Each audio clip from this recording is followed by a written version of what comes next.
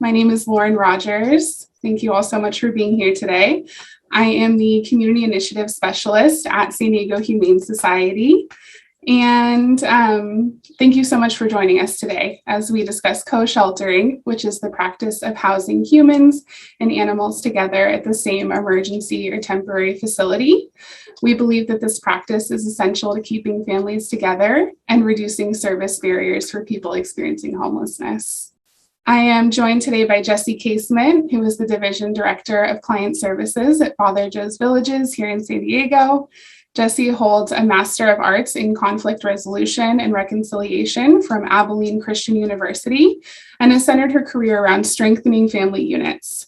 Jesse is an animal lover and advocate for creating opportunities to serve all members of a family together, including the furry, scaly, and feathery members. Jesse has implemented pet-friendly co-sheltering in all of the Father Joe's Villages shelter programs. And at home, Jesse and her family are lucky to share space with their own furry family members, a cat named JJ, and two guinea pigs, Emily and Rosie. We are also joined today by Riley Yates, who is the Animal Welfare Coordinator at Grace Marketplace in Gainesville, Florida. Riley graduated with a Bachelor of Science in Entomology from Oklahoma State University, and shortly after moved to Gainesville to earn a master's degree from the University of Florida. She has always had a passion for helping animals and worked in a variety of animal shelters and veterinary clinics prior to her time at Grace. She enjoys spending her time with her wonderful girlfriend and their three rescue pets, Nellie, Riddle, and Paisley. I also wanted to give a little bit of a background about the two organizations that we have represented today, since they offer very different perspectives on ways to successfully implement co-sheltering. Father Joe's Villages is one of, if not the largest homeless service providers in Southern California. It is located in downtown San Diego and offers a whopping 1,262 shelter beds per night across 4 buildings. Grace Marketplace is located in a more rural area of Gainesville and offers about 120 shelter beds at one campus. Each shelter is low barrier and welcomes all kinds of pets. So Jesse, if you want to go ahead and kick us off. Thank you. All right. Well, I am thrilled to be here today. Lauren, thank you for the fantastic introduction. I am Jesse Casement, and today I'm going to be introducing you to Father Joe's Villages. We're a large provider of homelessness services in San Diego, California.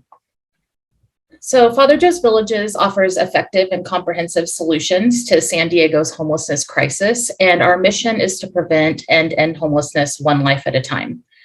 We don't witness the suffering of others without moving to act. So until the last solution to homelessness is found, we will continue to serve the community through advocacy, compassionate care, and helping people transition to home. Our work is more critical than ever, especially with COVID. We saw so many impacts from the pandemic on our community.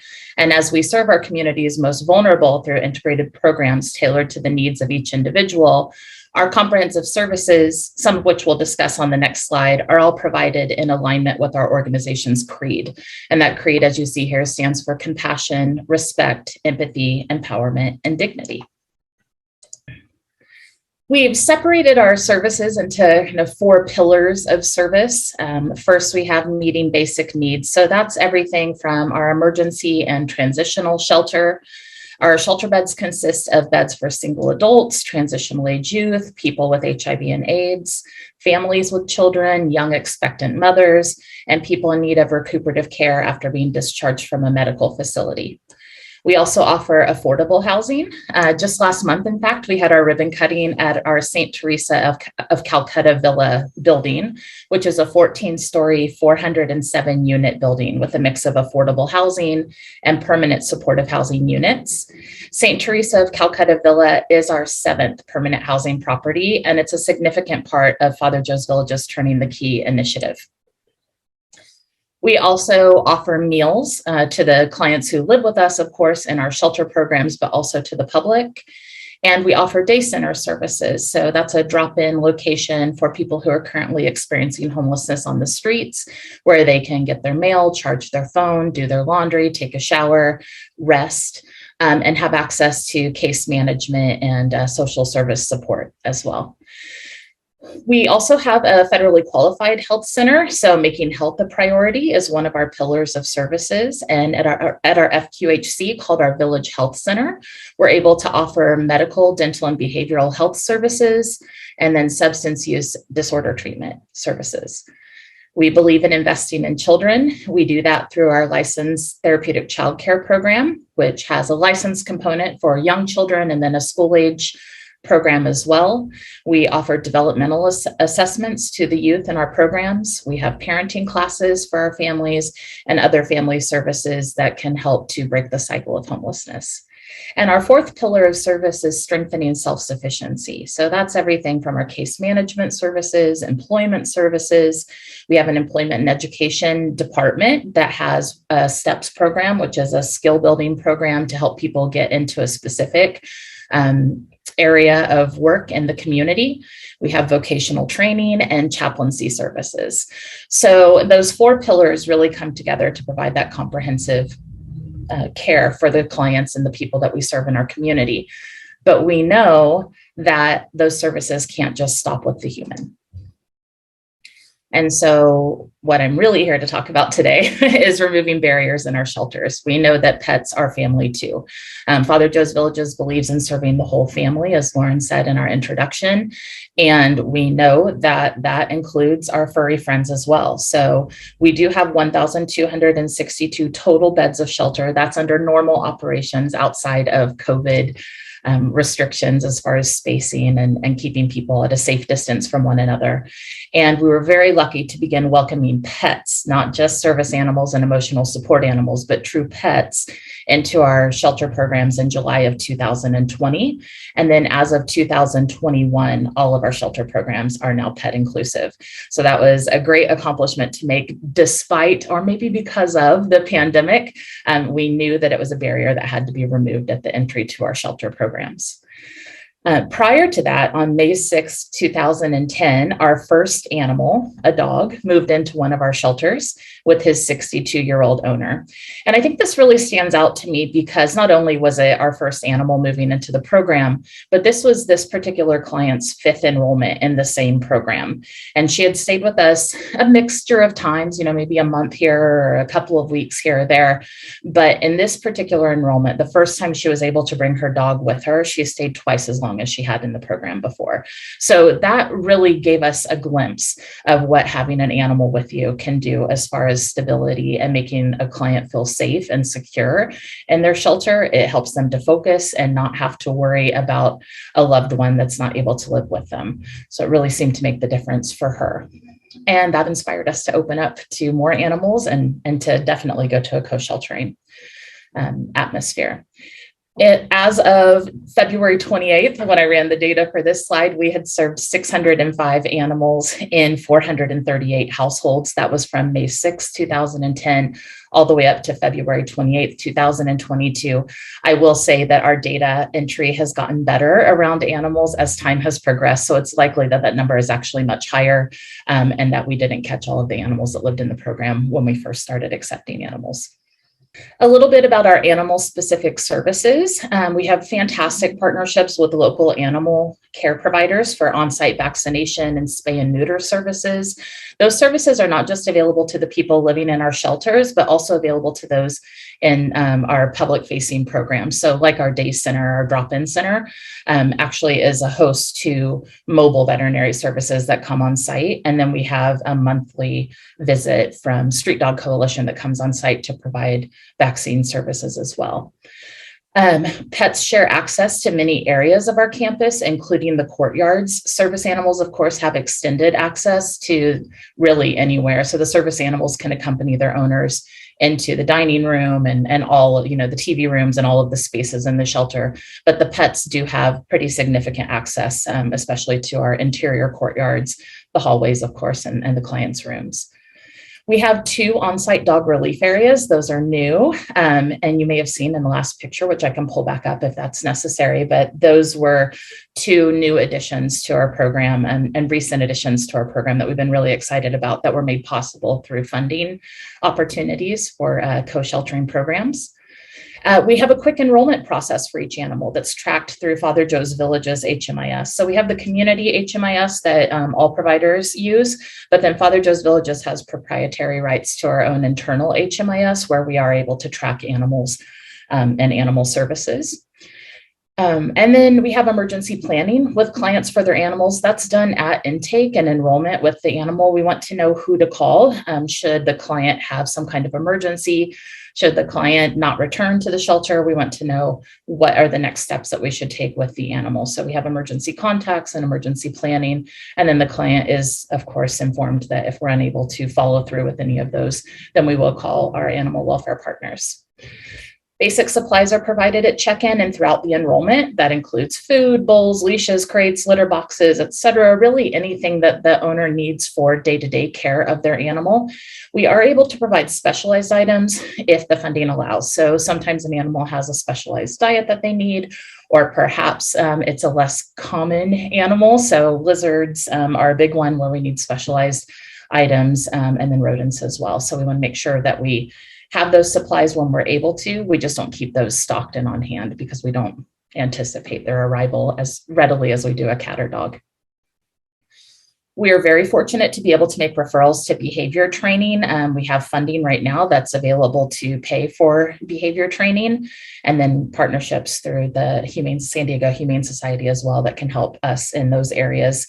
We know how important that is to helping the client maintain their future housing.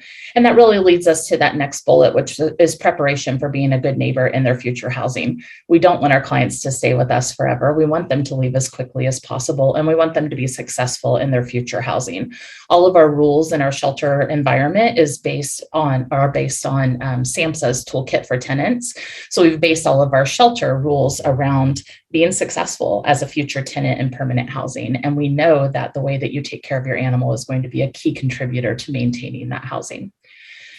So our staff spend a lot of time working with the client. If the dog is barking and causing disruption in shelter, the dog will likely be barking and causing disruption in an apartment. So we want to work on that while they're in shelter with us.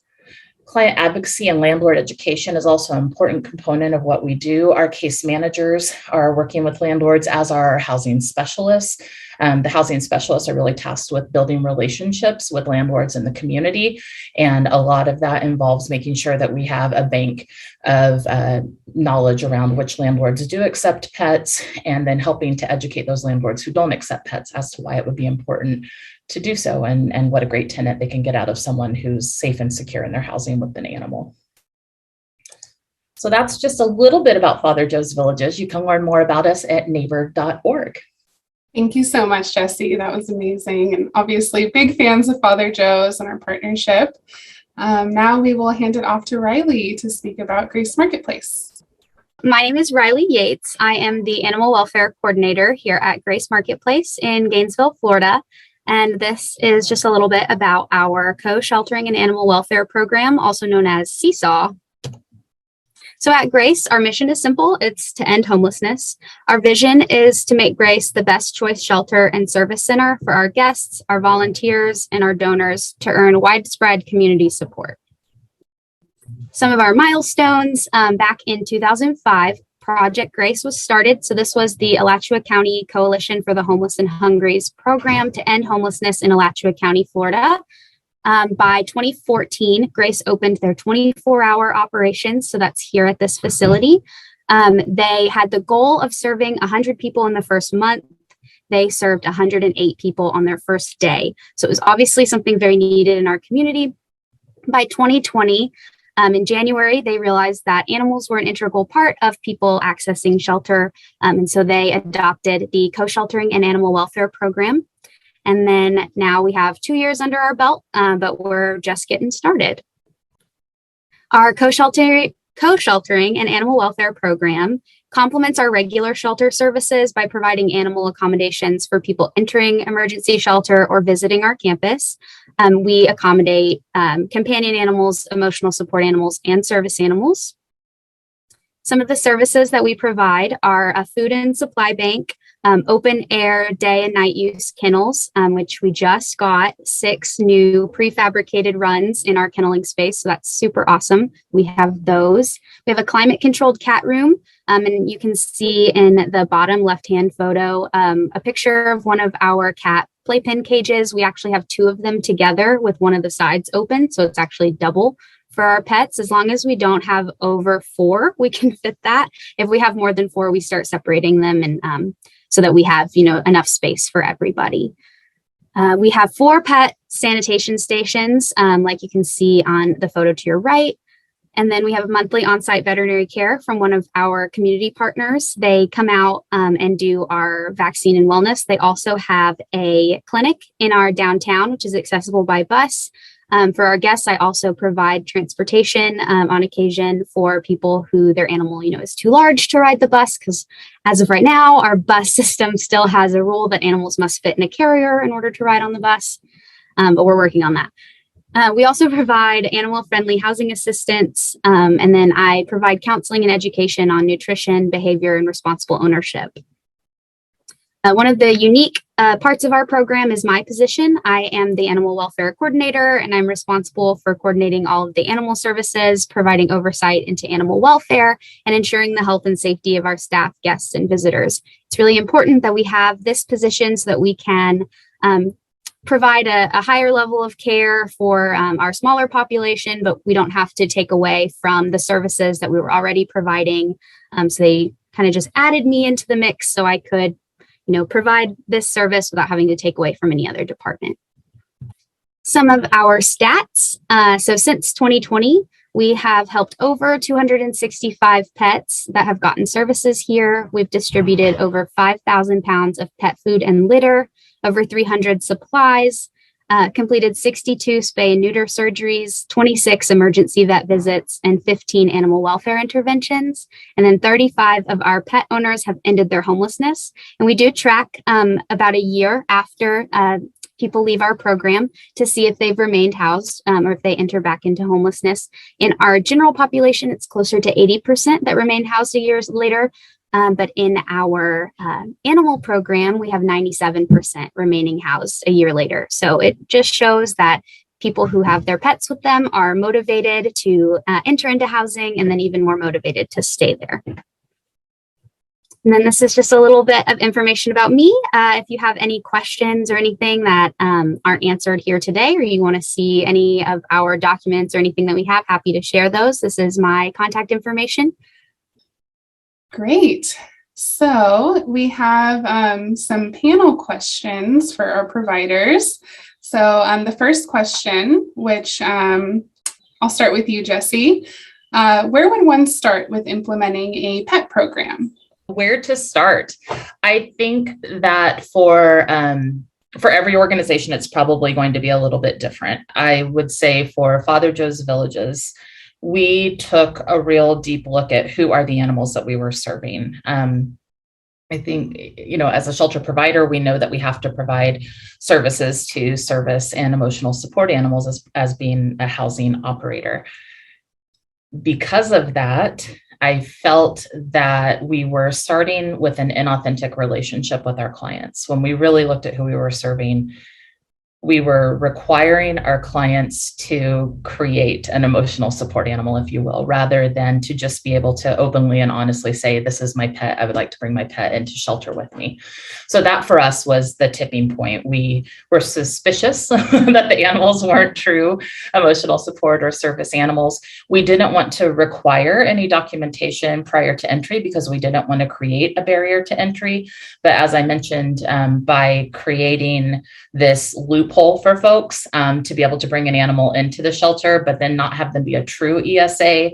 Then when they were trying to exit into permanent housing, they didn't have the documentation that they needed in order to exit. It just started us off on the wrong foot with a client. So by acknowledging that and being honest with ourselves, we were able to say we're already serving pets. So it wasn't that big of a leap for us to actually go into serving pets because we already were. Very well said. And Riley, do you have any input as to where one would get started with implementing a co-sheltering program? I would just say to look into your community. There are lots of programs that are already assisting people with their pets while they experience homelessness. We had a really great community partner that was already providing veterinary care for some of our unhoused folks here in our community. So being able to pair with them, there were relationships that we made that we were able to get them into the veterinary clinic, and then relationships that the veterinary clinic had made to be able to get them here to provide services. So it was a really great opportunity for us to grow both of our programs since we were, having a similar mission, helping the same people. That's great. We'll definitely dive more into partnerships in a little bit here. So for the next question, do you have any requirements in place for pets and or their people? Riley, we'll go ahead and start with you.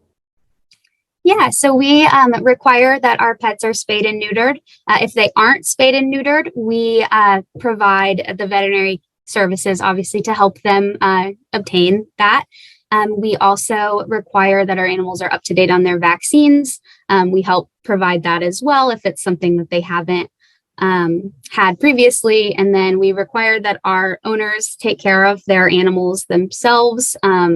We offer, our kenneling and things like that for people to utilize, but there's no expectation that our staff is going to actively care for the animal while the owner is away. It's still, the responsibility still falls on them to ensure the animal has food and water, that they're, comfortable, free of fleas, other pests, things like that. And then I just make reasonable accommodations and try to help people be able to meet those needs that we require. Great. Yeah, Jesse, same question. Yeah, I would say it's pretty similar as far as the care goes. Riley definitely works for an organization where they've got this great right? This great Riley working there that offers this level up of care that I think is fantastic. We at Father Joe's Villages really, we look to the client to take care of their animal. And so our expectation is communicated to them through an animal acknowledgement that they sign when they move into the program. And we're very clear and upfront with them from the beginning that they are responsible for taking care of their animal. We are here to support them in doing that. And we expect the animal to be under their control at any given time. Our staff need to be able to enter into the residential dorms. All of our dorms are not set up as rooms. Actually, quite the opposite. Very few of our shelter beds are in rooms. So most of them are in large open spaces, and our staff need to be able to walk through those spaces, as do other clients, without worrying about an animal running up on them or worrying about an animal getting out of the door. So if a client is not physically present with their animal, the animal does need to be crated, responsibly crated, and we provide that crate to them to use while they're here in the program that they can also take with them when they leave. But so under their control, the animal definitely needs to be cared for, fed and cleaned up after. We provide those supplies for them. And then our only expectation around vaccinations is rabies for those animals who do require vaccines needs to be done within 10 days of entry. So if the animal is not up to date on their rabies vaccine, we have a relationship with the veterinarian that can assist with that to get someone up to date. Otherwise, like I said, we've got, some funds that are available for behavioral services, behavioral training classes, and then also for veterinary care if there's something more extensive, but we don't require any other vaccines or anything like that. Great. So we just have a couple more questions here, and then I see there's some in the Q&A box that we'll get to as well. But was there a culture shift among staff or volunteers that needed to take place? And if so, how did you navigate that? And Jesse, I'll start with you. That was a big one for us that I really didn't anticipate. So if I jump back to Lauren's first question, which was, where do you start? One of the biggest steps I would say is my experience has been that people who start animal programs or co-sheltering programs in their shelter are generally animal lovers, people who see, that relationship and understand that relationship. Sorry, motorcycles, downtown San Diego, understand that relationship between the human and the animal. My mistake was in thinking that other people valued that too. And so the big culture shift for us definitely was with our employees. They are fantastic, wonderful people who follow our creed. They were hired because we saw them as compassionate people who would treat our clients with dignity, and they did. But what I didn't expect was the level of fear that a lot of our folks had around working around animals. Again, our staff don't take care of the animals, but working around the animals was difficult for many of them. Our clients, not so much. That wasn't unsettling to many of our clients, but it was definitely upsetting for our staff. So some of them, not all of them. And so that was a huge culture shift for us, was talking through what it meant to work around animals. What were the expectations to working around animals? Social services is hard work. And so our staff were like, great, more things to do, more, living things to help take care of and to support. So it was a lot of education and training and support in those areas to make them feel competent and confident and working alongside people with animals. Thank you. And then Riley, anything to add from your experience at Grace? Yeah, so our experience was a little different. We had a camp outside of our facility when we had opened. It was called Dignity Village. It was a place for people to set up their tents if they didn't want to necessarily enter into shelter, so that they could still be close to access our day services.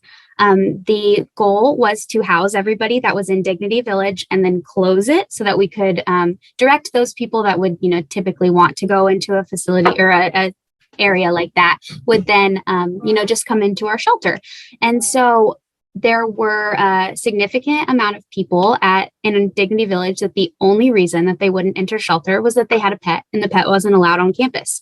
So it was really clear to everybody, if we wanted to, have these people in our shelter, we had to accommodate their family member. So that was why my position was created. It started with our higher ups, which is a little different than some of the other co-sheltering, but it just really, I think, shows the attention that they paid to wanting to help everybody, and not simply just blanket saying, okay, well, we'll help these people and everybody else just out of luck. So I think it was pretty cool that our our executive directors and stuff saw how important animals were here in our community. Absolutely. I love the different experiences that you both have had. Okay. So for our next question, how can animal welfare organizations support both with programming and or with encouraging providers to become pet inclusive? Jesse, we'll start with you. I feel a little biased in that Lauren is here from the San Diego Humane Society, but I have to say that relationship has been absolutely critical in making our pet and co-sheltering programs successful. The resources that San Diego Humane has shared, the training, so not just, paper resources and connections, but the people that they've connected us with as far as providing trainings and helping our staff to feel more comfortable working around animals has been essential. And so the obvious answer for me is, as a training partner and as a resource partner, animal welfare organizations are critical. Otherwise, there's things that animal welfare organizations know that human organizations don't. And I think that relationship is reciprocal. I know that we've offered some trainings to animal welfare organizations as well to share the knowledge. And so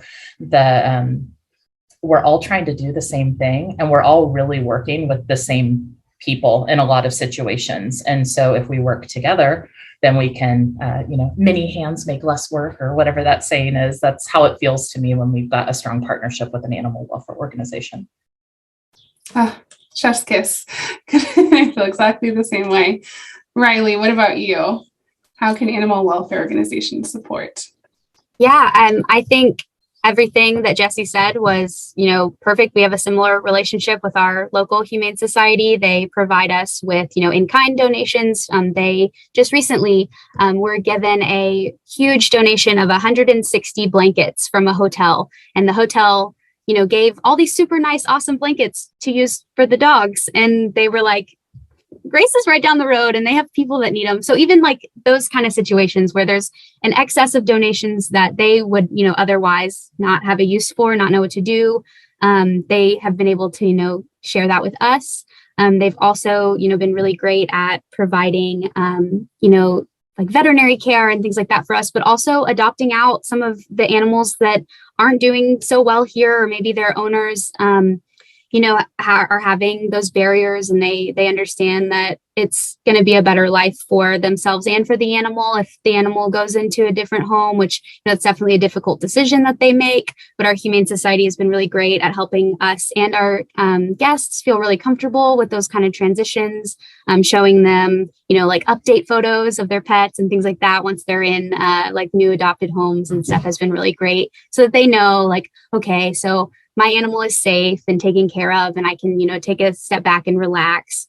We've had some guests who have, acquired animals because of the loss of a family member. So they, adopted their mom's dog after their mom passed away. And so they are struggling to end their own homelessness and now have this responsibility to care for this pet that they necessarily didn't ask for.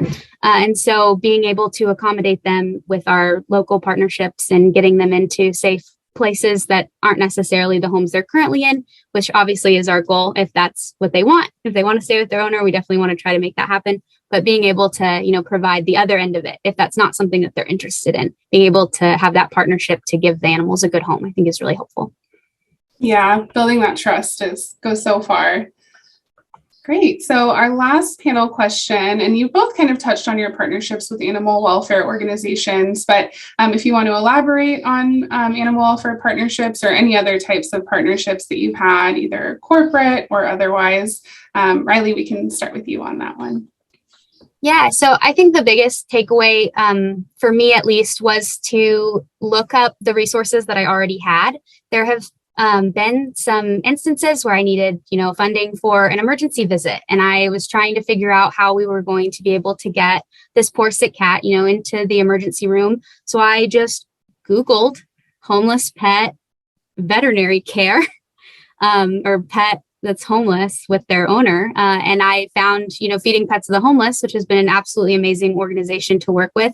And when I was telling our board about it and stuff, they're like, how did you find them? I looked it up on the internet. Like, it was just there. It was already in our community. It was already, doing what I needed. So just being able to compile those resources in a way that allows them to be utilized has been huge. Jesse, any partnerships you want to elaborate on? Yeah, San Diego Humane Society, definitely. We also work with Helen Woodward. We have a great relationship with Street Dog Coalition. They come on site monthly and provide veterinary care for animals. So our clients can really expect that. It's the same week each month, and build the relationship with the veterinarians. We've been fortunate. There's so many people who, I would say, if you're struggling to get co-sheltering started in your shelter, one of the tipping points may be that there's a lot of people in the community who may pay financial attention to your organization because they love animals. And so those animal lovers frequently, aren't even aware of the work that we do with animals until you make that public. And so we've been fortunate to get donors who have come across with various gifts for us, have made flexible funds available. That's really critical for us to be able to help a client exactly where they are with their specific needs. And then we've received state funding as well through the PAWS grant, PAS, PAWS funding, and then through PetSmart Charities. So we've been really lucky to get just such a variety of resources financially and then also in kind donations that have made it possible to provide not just basic care, but really level up the services that we're able to provide to our clients with animals. Nice. And since you mentioned the PAWS grant, I just heard that they have a new round of funding available. So for any emergency shelters in California who are interested in implementing a pet program or just getting funding for your existing pet program, their application is live now. And I think they have about $10 million in grant monies to award. So pretty significant grants. Okay, so that concludes our questions. It looks like we have several audience questions as well. So the first one is, what if the individual doesn't have an emergency contact? What happens to the animal? Do you have a specific protocol if this happens? Jesse or Riley, whoever would like to take that one to start. I can start. So I think that question came up while I was presenting. I saw it pop up. The fortunate answer that I have to give you is we've never had to test it. So we've never had an animal in the program be abandoned. And so we've not had to run into that sort of situation. What we communicate to the client through our agreement, I have it right in front of me, if the animal is neglected or perceived as abandoned, animal welfare authorities will be contacted. That's our protocol. We haven't had to test it, but Riley may have more to add to that. Yeah, we have a similar protocol. Unfortunately, we have tested it a couple times. In those instances, we, have a grace period of where I try to step in and make sure that the animal, is cared for while we're trying to find where the owner is. Because sometimes, it's missed a bus and they're late, and we get our community outreach team sees them and they give me a call. They're like, "Hey, I found so-and-so. Are you looking for them?" That sort of thing. We have also, just contacted our animal welfare services in our community, and they've come out and handled situations where, unfortunately, the pet was presumed abandoned. I mean, probably not on purpose, but, circumstances come up. There's lots of things that can happen. And so, unfortunately, we have had to have animal services step in and take the animal. Then they have their protocols for a holding period, that sort of thing, before the animal would go back up for adoption. How do you address low-income staff pet needs? Do you allow these types of staff members to receive your services? That's a good question. I was going to add, so for our organization, the St. Francis Pet Care, which is our veterinary partner, does provide low-cost services for the public. They just have a grant specifically for Grace that covers our guests. So I usually refer my coworkers to them to use their lower-cost services, and that also, helps keep them funded so that they are able to help us and our guests.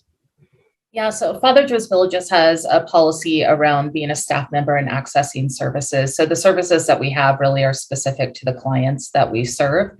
That said, we utilize Teams, Microsoft Teams, as a storage place for resources and training material and all of that. So the resources that are available there, someone who works here could also access those as an independent person, but not as an employee of Father Joe's Villages accessing services for our clients. Okay, and then Riley, could you please expand on the seesaw stats? What qualifies as an animal welfare intervention?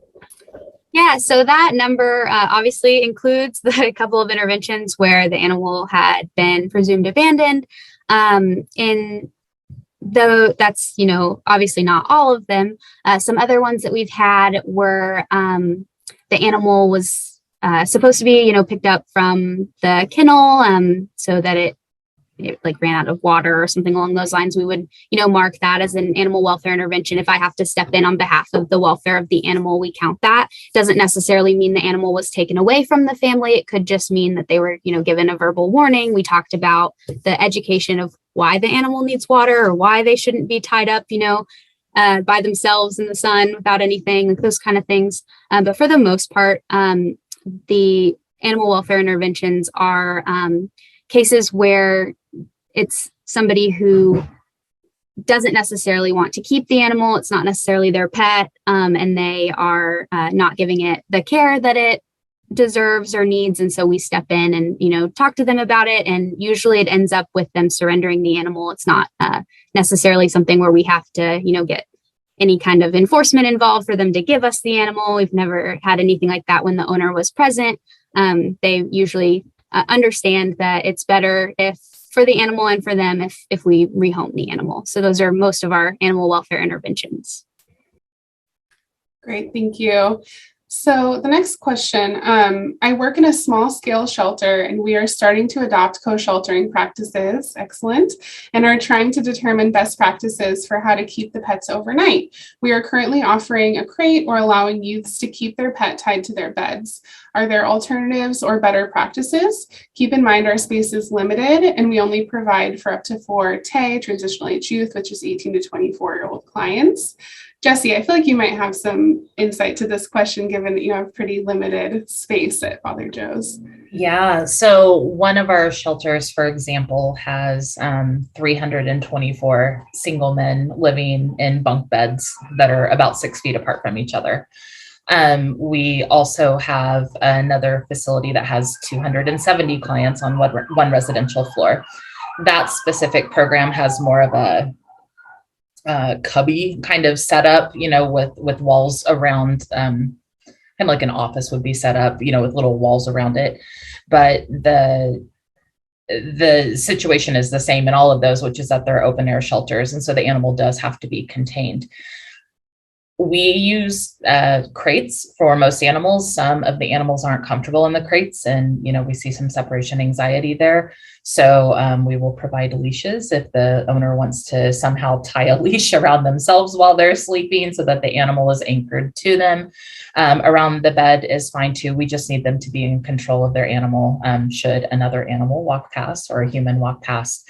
And so, yeah, I feel you. We're in the exact same situation in most of our shelter environments. And so you just have to get creative. And I think what you've suggested is exactly what I would recommend, that you've got some kind of safe setup so that the animal stays safe and the other people stay safe in the shelter. We've been really fortunate to have, a really large area.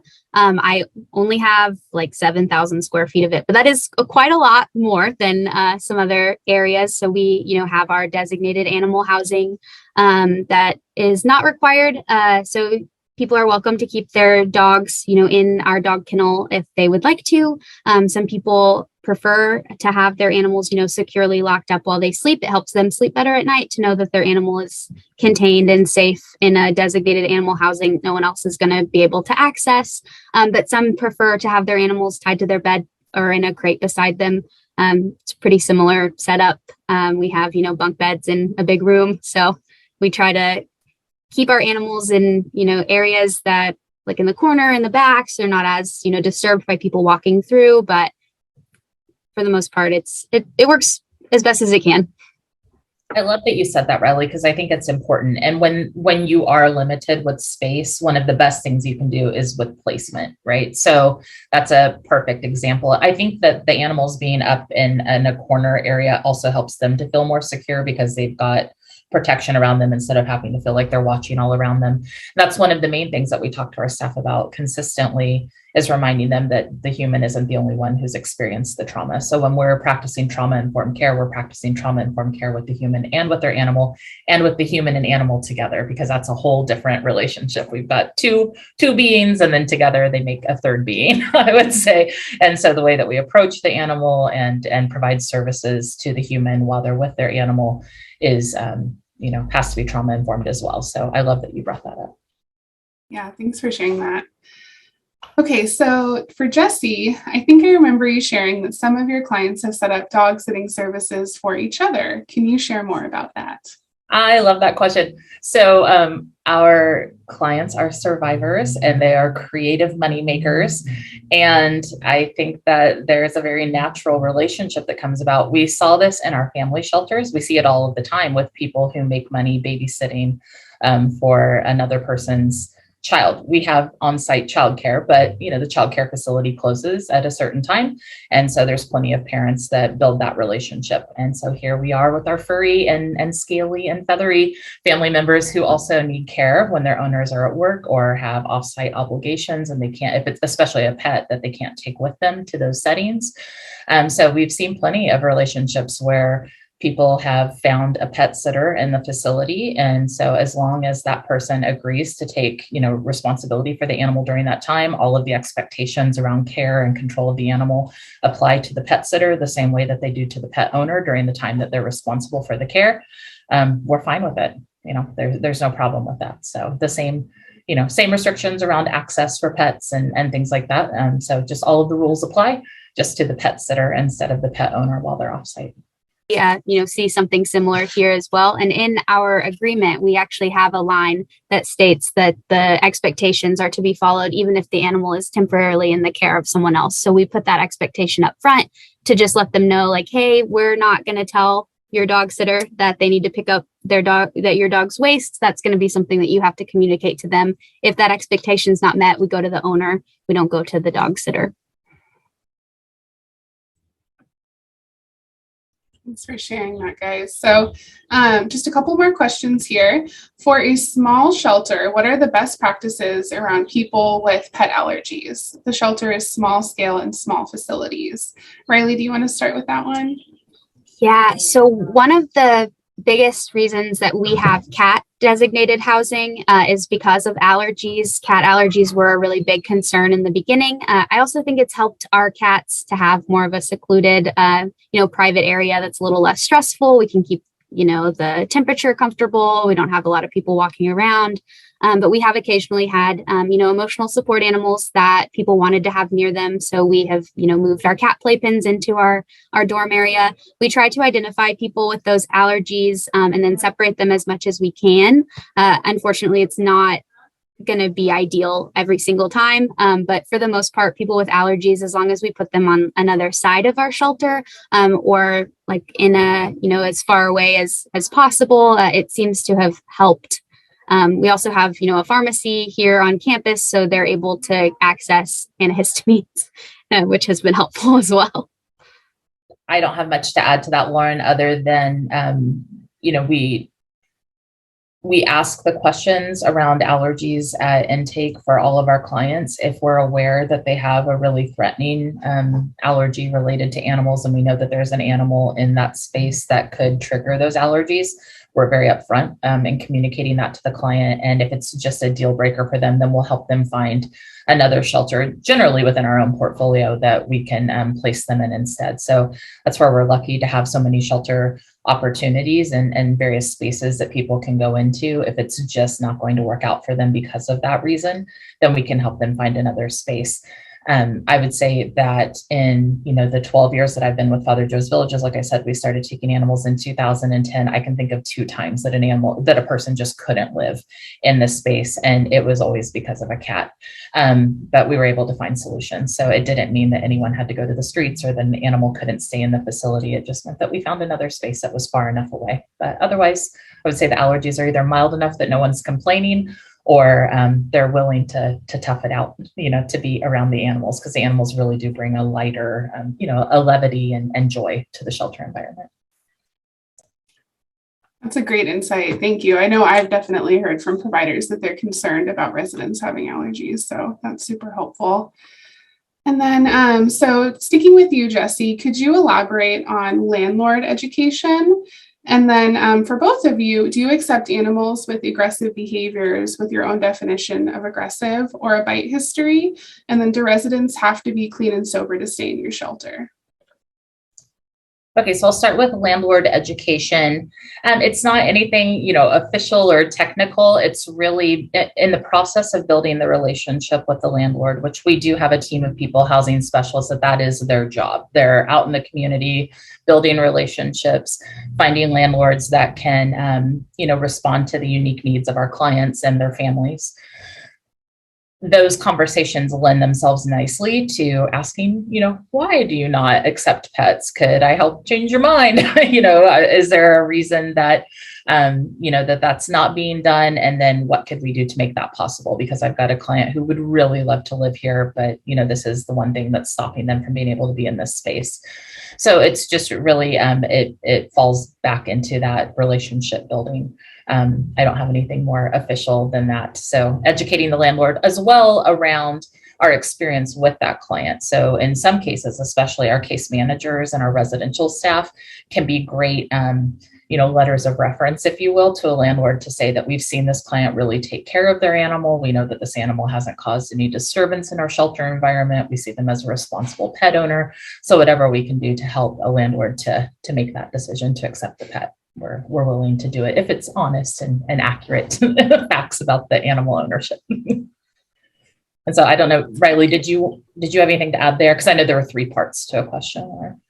Just on that first part, I was just going to say feeding pets to the homeless actually gave us 7 collapsible dog kennels that we have been able to provide to our guests that are going into housing.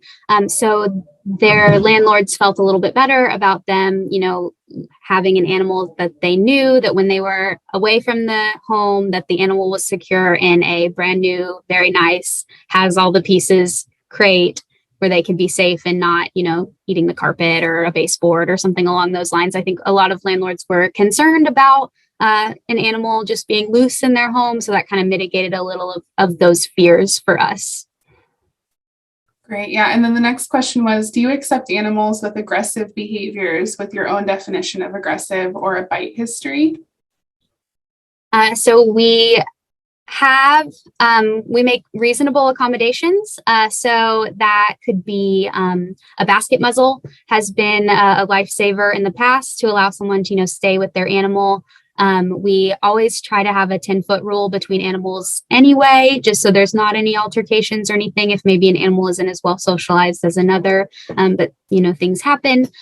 We try our best to make accommodations for people. We have recently been in contact with some trainers that are working with some of our animals that are on the more aggressive side so that they can live safely here with the other animals. And that's been really great to have that because we, in the past have had to turn people away because it wasn't, a safe environment for them or their pet. We also have a really great relationship with trazodone. That's funny. Antihistamines, trazodone, Riley is like, oh my God, the pharmaceutical response. I love that. We, are very clear from the beginning, aggressive behavior, it can't be tolerated in our shelter environment. And so if there is an animal who is not fear response and not, trauma response, but is really just acting aggressively towards others, despite having time to settle into the program, then we're working with the client to find alternate solutions for the animal. It doesn't mean that the animal owner has to leave, but generally they'll leave with their animal. We don't typically see them have the animal depart and then they stay. So unfortunately, that is an exclusionary thing for us is aggressive behavior. If we know that an animal has a bite history, we don't ask that question. And I don't think anyone's really offering that at intake, but if we know that the animal has been with us before and displayed some aggressive behavior, then we're going to talk with them and, we definitely want to give chances and opportunities, but if we see any signs of aggression, then we're jumping back in and really working with that owner. That goes back to our behavior class, options in the community and helping them to be successful in the program. And then around clean and sober, we don't require clean and sober in any of our shelter beds at Father Joe's Villages. So that's not a requirement of any of our programs. Owners can't use on site and they can't store their drugs and alcohol on site, but they can come back on site intoxicated or under the influence. We just need them to exhibit safe behaviors for themselves and for others. That's the same requirement that we have. The next one is, what resources do you have available to increase access to affordable and pet-friendly housing? We have seen an increase in the surrender of large dogs in our community when their owners are moving. Yeah, I think we've touched on that some. Riley may have something more to add, but she hit on something that I mentioned briefly, which is that we do let people take the crates with them when they exit our program. We're kind of trying to set them up for success as they move into the program, but there is a lot of work that needs to be done around, pets being accepted into housing, especially in San Diego. I can't speak for Florida. So one of the ways that we've, kind of tried to help people stay with their pets is providing access to mental health professionals that will write emotional support animal letters.